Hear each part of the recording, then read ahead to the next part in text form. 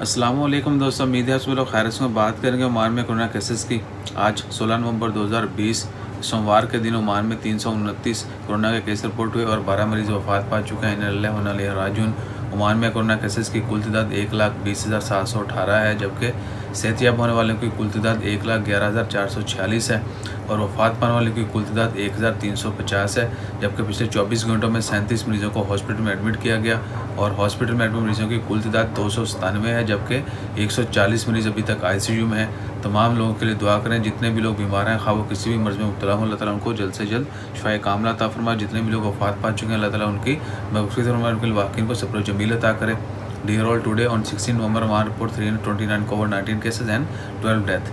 Total cases reached total cases in Oman of COVID-19 are 1,20,718 and total recoveries 1,11,446 and total death in Oman due to COVID-19 are 1,350 and 37 patients admitted to hospital in last 24 hours, while total number of patients in hospital are 297 and 140 patients are still in ICU.